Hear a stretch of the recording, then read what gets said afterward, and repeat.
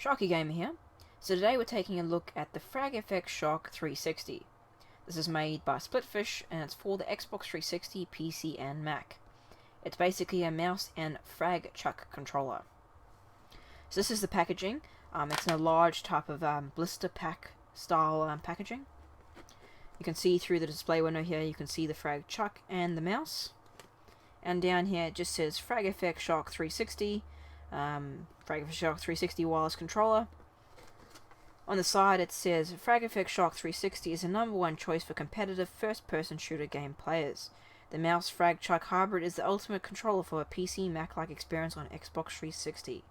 Fully programmable, macro function, rapid fire, pointing accuracy of a mouse. And it says the same thing on the other side as well. On the back here it says an official licensed wide Xbox 360 controller is needed for authentication. And I'll get more into that in a moment. It's got the SplitFish logo on the mouse mat, wireless game controller, specially designed for Xbox 360, PC and Mac. On the back of the packaging, package includes wireless mouse, wireless left-hand grip nunchuck, dongle, mouse pad, manual.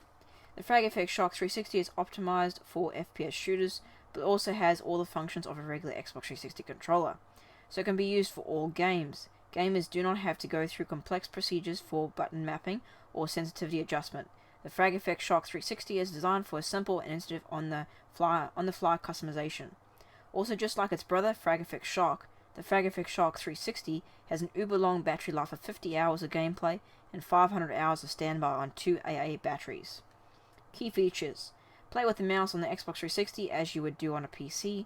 Plug and play, full Xbox 360, PC and Mac support, either as a gamepad or mouse keyboard control.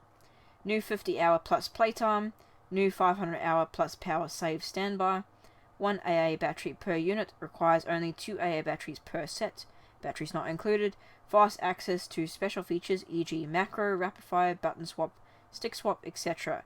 Brand new wireless 2.4 GHz technology, easy in controller setup, no more firmware updates required. On the fly dead zone adjustment wheel, 6-axis support. And again, it mentions here, requires official license wide Xbox 360 controller to authenticate. Alright, so let's go ahead and open this up. Now the type of blister packaging is the one that you can just pop open like so. You don't need to actually cut it open, so it's a bit easier to get open.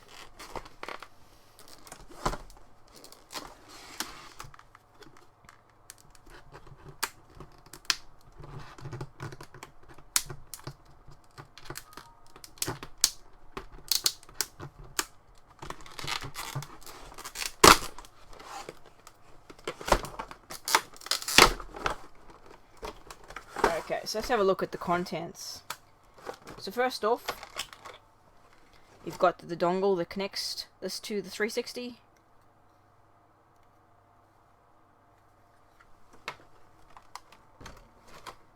And you've got the Fragchuck controller.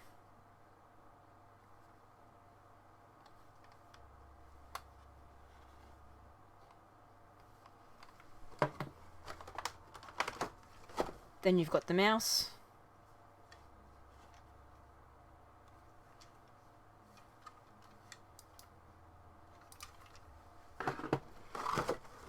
You've got a large mouse mat.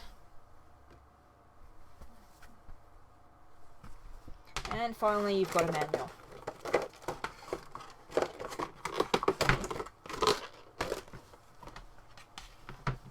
Okay, so having a quick look at the manual first. This has got a lot of different languages, so that's why it's that thick. The first page sort of just shows you what each button does, what the functions are, and also what they correspond to if you plug it into a PC or Mac. So it's quite useful. On the next page over, it goes into the special features like how to program the buttons and stick swapping and everything like that, which I'll go into in a moment. So it's a very handy page to read when you're initially setting up, just so you know how to use it. Otherwise, the rest of the manual is just other languages. So to start with, you've got a mouse mat. It's got a very smooth material fabric on the top here. It's got the SplitFish logo just there. It's set on a hard plastic backing. On the back, it's got these little grip feet, so that if you have it on like a flat surface, like a desk, it won't move easily. and it's set on a hard surface like this so that you can actually put this on your lap or your knee, and so that way if you're playing in your living room or something away from the TV and you don't have a desk, you can still set this on your lap or knee and play as normal. So that's why it's a bit more firmer. Next is your connection dongle. So that's what it looks like on top. It's got two LEDs at the back there, and it's got a switch on the side that says Xbox 360, PC, Mac, and that basically switches it between gamepad or keyboard mouse mode. On the back it's also got a USB plug, as you can see just there. Now basically what it means with those two, I'll just explain the difference between gamepad and keyboard and mouse mode. Basically what it means when it says Xbox 360 there, that's a gamepad mode. When you plug this into your Xbox, that'll detect it as a gamepad. When you actually have it swapped over to PC and Mac and plug it into, say, your PC, it picks it up as a mouse and the Fragchuck as basically a keyboard. Now with this one, if you say hook it to Xbox 360 and you plug it into your PC would still pick it up, but it would actually pick it up as a gamepad controller instead of a mouse and keyboard. So just make sure you have it switched to Xbox 360 when you plug it into your Xbox. Otherwise, if you've got it plugged into there, it'll detect it as more of like a mouse keyboard combo, and it'll probably only work for your browser and stuff like that. So have it on the Xbox 360, and now to connect this to your 360 as well, you need one additional thing. You need an officially licensed wired Xbox 360 controller. Now it has to be wired. As you can see, this is hardwired in there. It has to be wired. It can't be like a wireless controller with a play and charge kit. It has to be basically a wired controller that is cabled and has the USB that you can plug into there. And as far as I know, it has to be official. I think some third-party wired controllers work, but I haven't tried any, so I'm not sure which ones work, which ones don't. On the box it says it needs an official one, so that's what I've been using. And basically to connect this, you basically plug this into the dongle here, plug it in, plug that into your 360 like that, and those two LED lights that are just below there, they'll light up once you turn both of those on. So when those turn on, those will be lit up, letting you know that it's connected alright, and you can play. The reason it needs this, Xbox just needs this controller to authenticate it as a gamepad controller. Otherwise it doesn't know what type of controller you're trying to plug in, doesn't know how to use it. So this basically plug in the gamepad and just tells it it's a gamepad, use it just like a gamepad. And so it does. Additionally, also, if you have like a wired Xbox 360 headset, you can plug it into this controller and that'll work just fine. It'll work just as if you were playing with this controller. But you don't have to use the controller, you just set it aside and you use these two. So you just need that wired controller if you are intending to play this. Okay, so let's move on to the Fragchuck. So this is the Fragchuck. So this is basically your left-handed controller. You hold it in there. It's basically like half a gamepad, really. You've got your normal joystick here, and that will be using like for walking, for instance, in a shooter. And you can also click it down. You've got a back button down there, an Xbox button, D-pad, and on the front here you've got a frag button. Basically, you've got L1 and L2, which will be your LB and LT. On the sides, you've got an on and off switch here, and that's to turn it on and off. Just remember that when you're not using the controller, to turn it off to save your batteries. You've also got a dead zone wheel here, which I'll get more into detail about that in a moment, but that's just in the corner there. On the bottom, you've got your battery compartment where you install your 1AA battery. And then you notice on the top with the D-pad, you've also got extra features here. You've got stick swap, rapid fire, button remapping, and macro. And I'll get more into those features in a moment. But that's what the Fragchuck looks like. Next, you have your mouse. And this is basically like a standard mouse, although it is a bit larger. It is quite large, as you can see, to hold. You've got your left and right click, which basically is like your RT and RB. And you've got your mouse wheel, which also clicks down. Up top you have your start button, and on the side you've got your normal function buttons, Y, X, B, and A. Holding it, you can either hold it like this, with your basically thumb near the bottom, or you can put your thumb in the center there, and you can still get all the buttons, whatever's more comfortable for you. And the way the mouse is designed, you can see the side here has got like a dent there, and that's basically where you can put your fingers to grip the mouse, so you can have a bit more hold on it, and that way you can actually easily play. On the bottom of it, you've got your on and off switch here. Again, remember to turn it off to save some battery when you're not using it. And of course, your battery compartment is right here, where you install your 1AA battery. In the center, you've got a sensor. That's your mouse sensor. Just make sure there's no dirt or anything in there, otherwise it will affect how your mouse moves on screen. Alright, so let's go into special functions now. So on the Fragchuck, your main special functions are these ones on the D-pad right here. So you got stick swap, rapid fire, button remapping, and macro. Let's start with stick swap. So stick swap is basically, normally when you're playing a game, you use this for running and this for aiming. But some games, if you get into a vehicle or you do something, certain games trigger certain things that actually swap the aim around to the opposite stick. And I'm sure you know exactly what I'm talking about, especially military games. They're probably the most guilty for it. And it's always annoying because you're on the opposite stick. And in this task, you don't want to have to be using movement with the mouse. You want to always aim with the mouse. So the way you use stick swap is you basically activate this here by pressing the frag button, which is this top button here, and the back button, and you press stick swap. And that basically activates your stick swap. And once your stick swap's done, you press it again, and now that aim is swapped. And you can also do it opposite way around as well, like when it goes back, or you get out of a vehicle, or whatever you're particularly doing in that game. So it's really handy, especially for those games that do swap the aiming around on you. The next function is rapid fire. Now rapid fire is good, especially if you're using, like, say, an automatic weapon. You can put rapid fire on to help you, assist you in basically firing more rapidly. So activating that is the same. You press those, put rapid fire down, and then you press the button that you want to activate rapid fire. So for instance, if you want to do left button, which is your fire button, if you press it once, that and then finalize it by pressing those two, then rapid fire will be on that once. Now when you're in that mode, so say you go back in there, rapid fire, if you press it multiple times, you're going up a level in rapid fire. So the more you press it like that, the more rapid fire it's going to have. So it depends on how long you want it to last for, only like a couple of rap, or you want multiple succession levels of rapid fire. So that's totally customizable, and you can of course change that level up and down. The next function, of course, is button remapping. This is a really cool feature because obviously if you're not happy with the controls the way they are, you can swap any of the buttons. So again, to go into button remapping, you press the frag button and the back button, and then button remapping, and now you can swap buttons. So say you wanted to swap the two left mouse button and right mouse button, you click that and you click that, and then you finalize by pressing that. And by doing that, those two buttons are now swapped.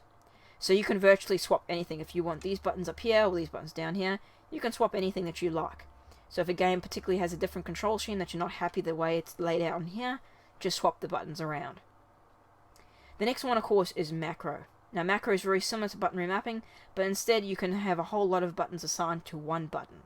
So again, to activate, you press the frag button and that, and you go into macro, and then on here, you say you want basically all these buttons assigned to your left click. You press left click, and then you press all the buttons you want to be assigned to it, and then basically that'll assign all of them once you finalize by pressing those two buttons. So it's really handy to do it, because that way you can actually just totally make a really long macro just to one key. I think the longest you can have is, I think it's about 10. I think it's about 10 buttons you can map to one. So, if you have a particular reason you want to do that, the feature's there. So it's really easily done as well. The next thing is the dead zone sensitivity wheel, which is this thing down here. Now what dead zone is basically, it's the area around your cursor or your crosshair, and it allows you to basically aim more accurately. So if your dead zone's really high, like say it's like 9, you'll probably find it'll be too high and your mouse won't even move. It'll be like so slow it's hardly moving. It's too high. If it's too low, like it's like 0 or 1 or something, your mouse will just jump all over the place. It'll be really like kind of jumping all over the place. If you have a nice like average kind of standard, which in the manual they recommend between 2 and 5, on most games I found between 3 and 4 would be the best. But again, each game is different, and the games that I played happened 3 or 4 tended to be the best. But you could have it more or less depending on what you like, depending on the type of aiming you want to get, and of course depending on the game. So this is totally adjustable on the fly as well. You can adjust it depending on which game, but it also helps that if the game has an options menu that has a sensitivity setting, then you go in and change that as well, because that'll help it be a lot more easier to aim, a lot more accurate. It'll just improve your gameplay a load. Alright, and another feature that we have to go, which actually comes back to sort of the macro function, is this Fragchuck has a motion sensor in it. So if you shake it, you can actually tell that shake to do some kind of command. So again, to do that, you use the macro function by pressing those two together. Press macro, you shake it, and then you press a button that you want to be assigned to that shake. So for instance, if you have like melee in the game, or throw a grenade, or something like that, then you can assign it. So say you wanted to assign the middle mouse click here, the middle mouse scroll wheel click down. If you pressed that while you were in that mode and then finalized it, then when you basically shook this, it would do whatever that button did. So it's really nice and easy to add, just assign a command to that shake so it's easier to do something, whether it be melee or grenade or jump or whatever you want it to be. And it's totally optional, so if you don't want it, you don't have to use it, but if you want it, it's there and fully customizable to whatever command you want to assign it. So the special features are pretty cool and very in-depth, but now how do you use this thing? Like I said, you connect it before using your official wired controller.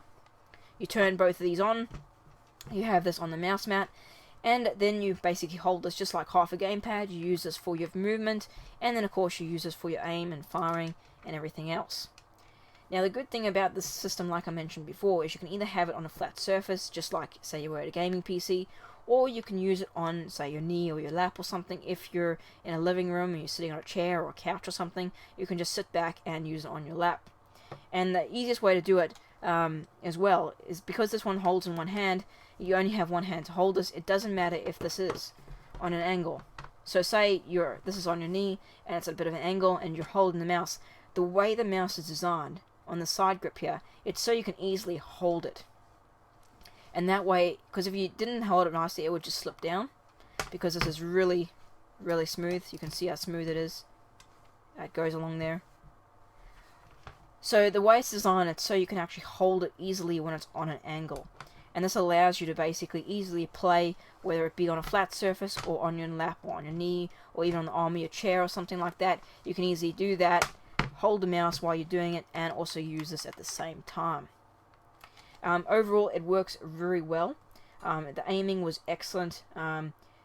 Pretty much very accurate. I played a whole lot of shooters with it. It worked brilliantly for all of them. The only probably gripe with the aiming I have, again, that's very much like the PS3 version, is it tends to, every now and again, the crosshair drifts downwards.